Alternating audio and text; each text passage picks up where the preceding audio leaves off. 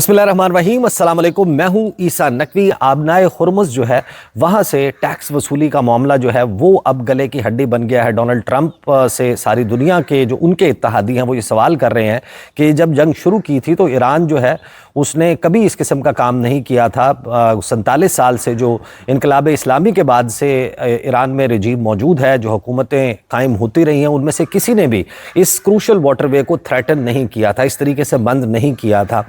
जंगी हालात में यकीनन यहाँ पर ट्रैफिक ज़रूर मुतासर होती थी, लेकिन अब तो ईरान ने बाकायदा ये कहा है कि $1 फ़ी बैरल जो है वो टैक्स ईरान वसूल करेगा। और आप अंदाज़ा लगा लीजिए कि मिनिमम 2 लाख बैरल का एक टैंकर जो है वो होता है, जिसका मतलब यह है कि एक शिप अगर यहाँ से गुजरता है तो $2 लाख जो है वो ईरान की जेब में जाएंगे। और एस्टिमेट्स ये हैं कि 120 से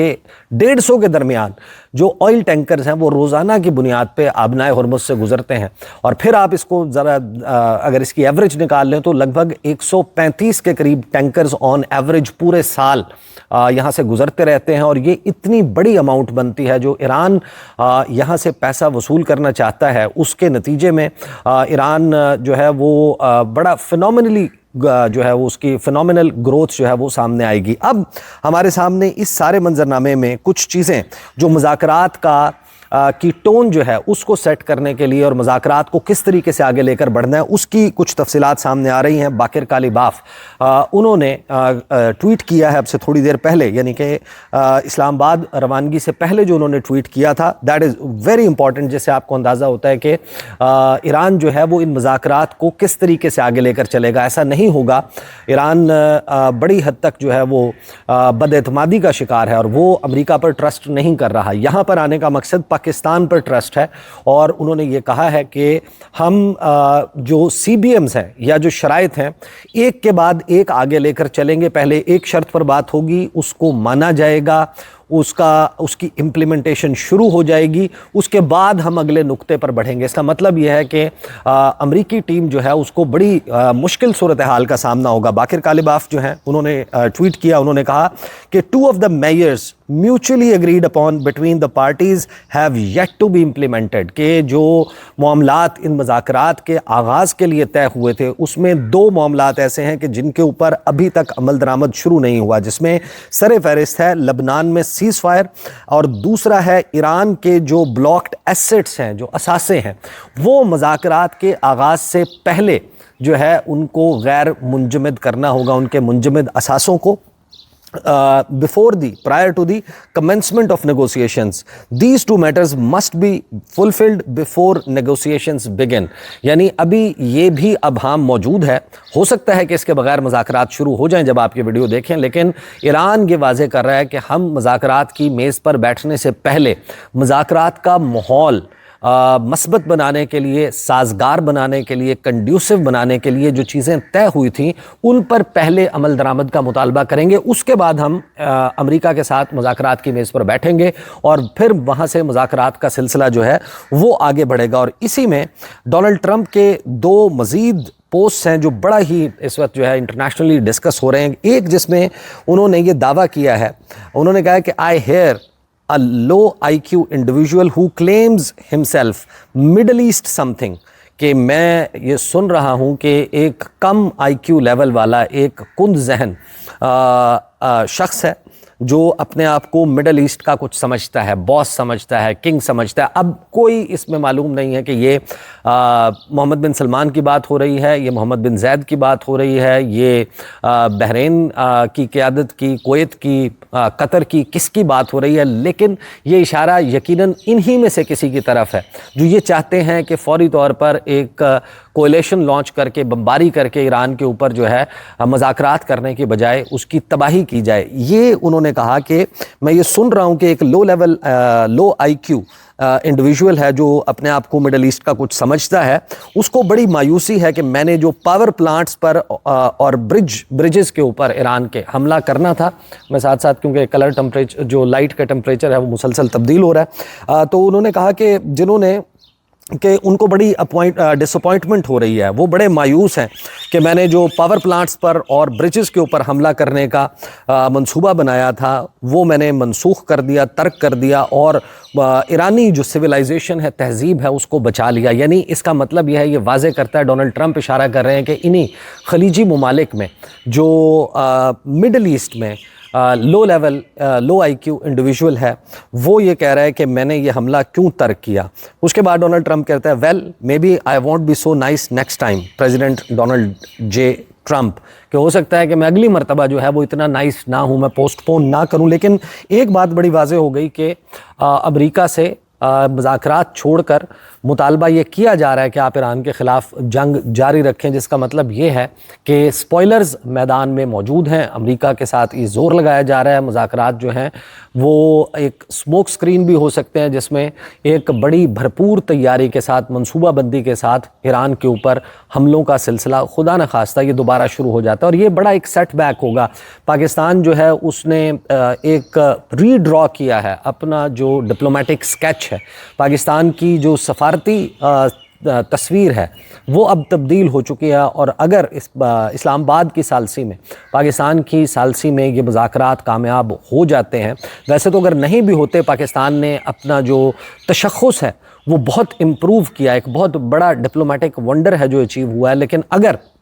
یہ مذاکرات کامیاب ہو جاتے ہیں پھر تو آپ یوں سمجھیے کہ پاکستان جو ہے وہ ایک ریلائبل گلوبل پارٹنر فار پیس بن جائے گا، اور اگر یہ نہیں بھی ہوتے اس صورت میں بھی پاکستان جو ہے اس نے بہت زیادہ گین کیا ہے اس ایپیسوڈ سے۔ اب ڈونلڈ ٹرمپ نے ایک اور پوسٹ کیا اپنے ٹروتھ سوشل پہ کہ the Iranians don't seem to realise they have no cards. اب آپ یاد کریں کہ یہی اسی قسم کے الفاظ جو ہیں انہوں نے استعمال کیے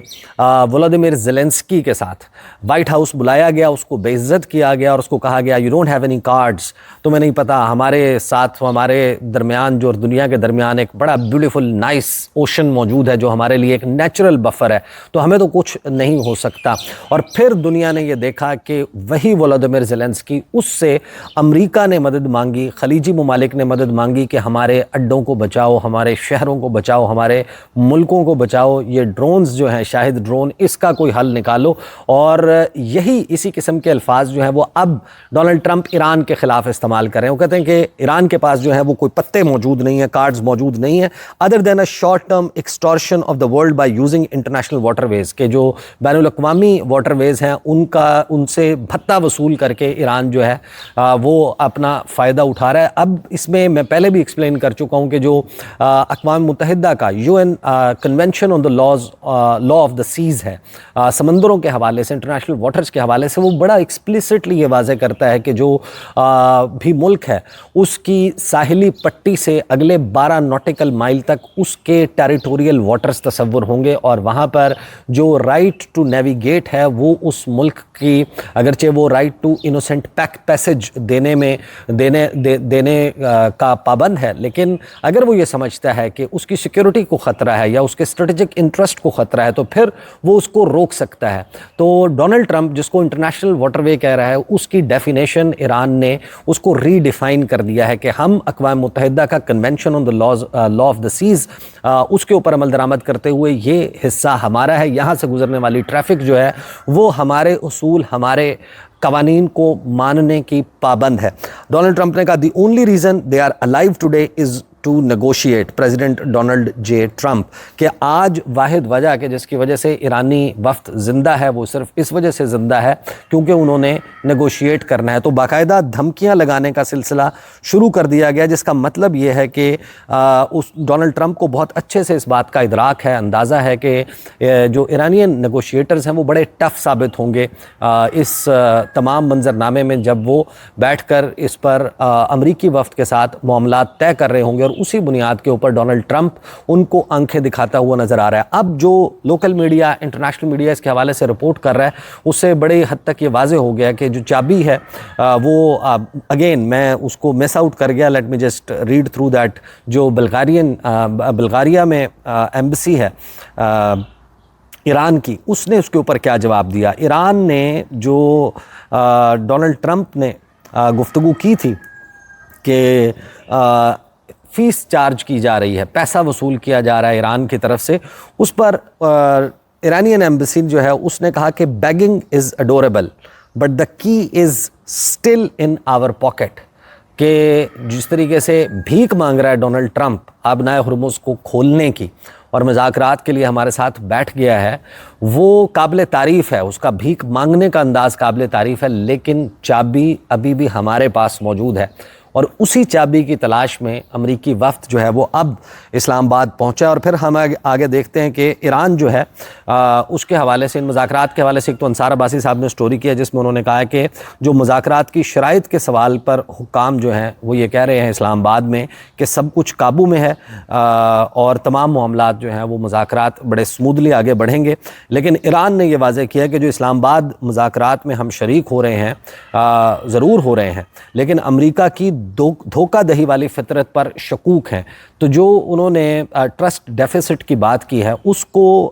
بار بار ہائی لائٹ کرنے کا مطلب یہی نظر آتا ہے کہ وہ